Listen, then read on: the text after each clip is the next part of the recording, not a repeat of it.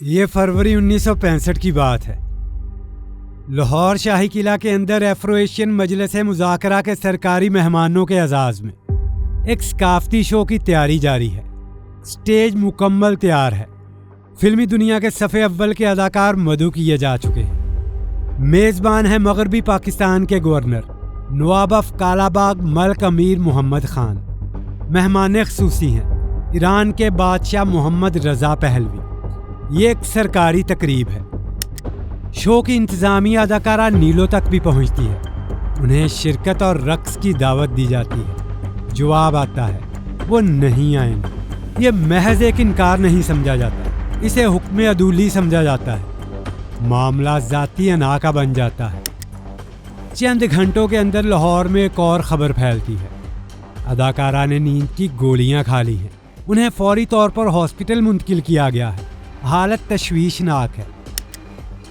بعد میں شاعر حبیب جالب اس واقعے پر نظم لکھتے ہیں۔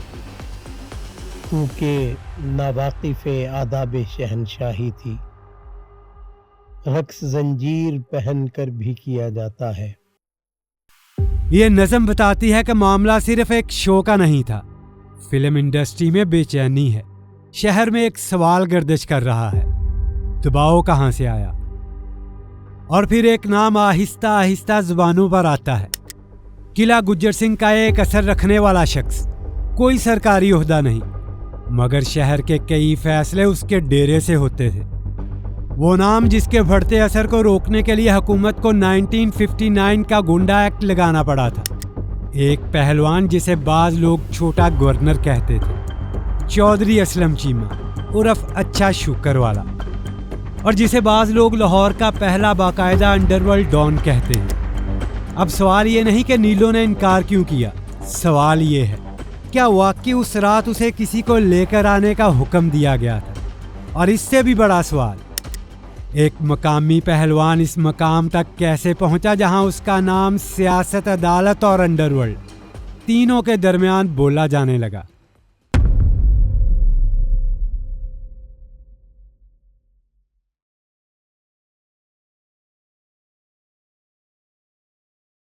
نیلو کے واقعے کے بعد لاہور میں ایک بات واضح تھی۔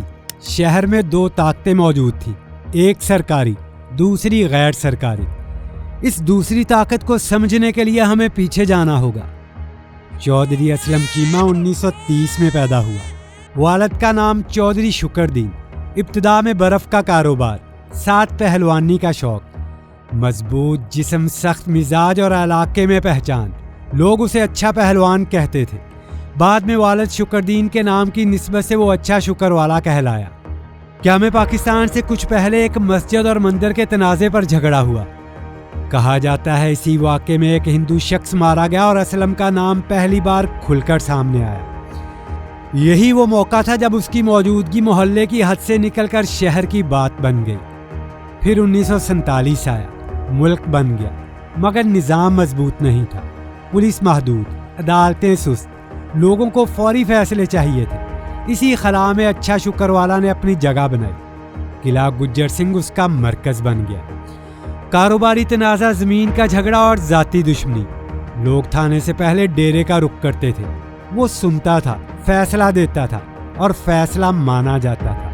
یہ غیر رسمی نظام تھا لیکن مؤثر تھا۔ پھر طاقت کا اصل امتحان شروع ہوا۔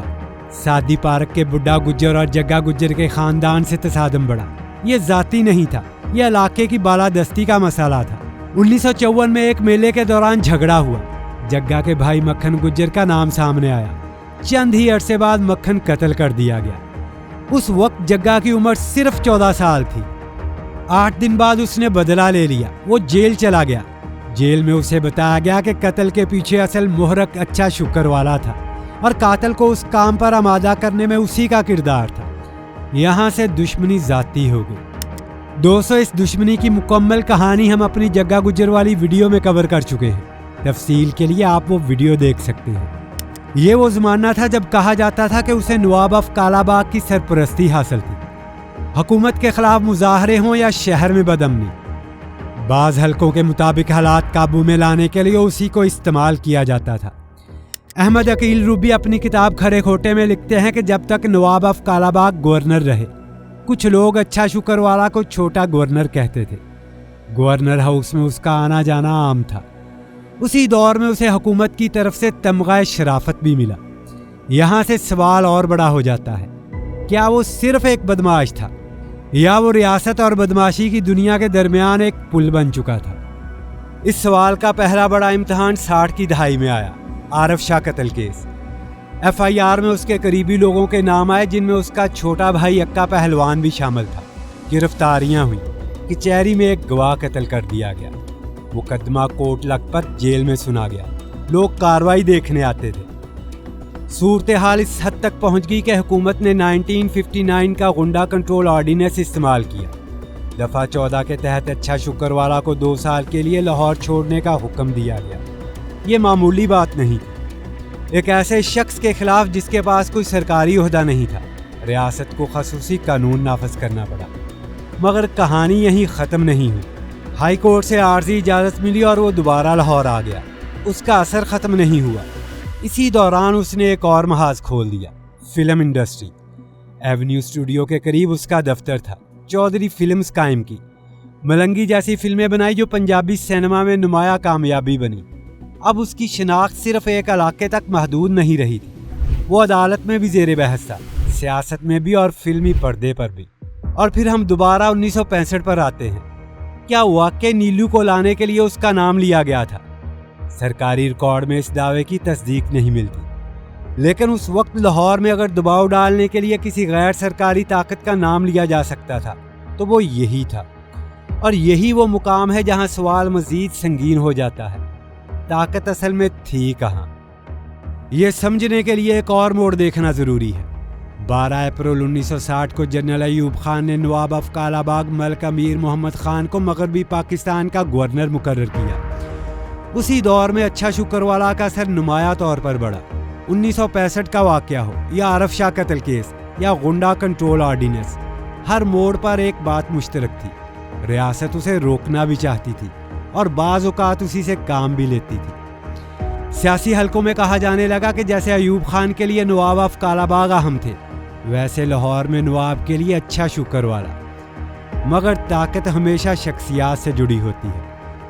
अमीर मोहम्मद खान की गवर्नरी ख़त्म हुई तो कुछ अर्से बाद अच्छा को गुंडा टैक्स वसूल करने के इल्ज़ाम में पकड़ लिया गया। गिरफ्तारी के वक्त उसने थानेदार से हंसकर कहा, एक तो तुहाडे कानून दा पता नहीं लगता, कदे मैनू शराफत दा तमगा देंदे हो और कदे गुंडा कह के गिरफ्तार कर लेंदे हो।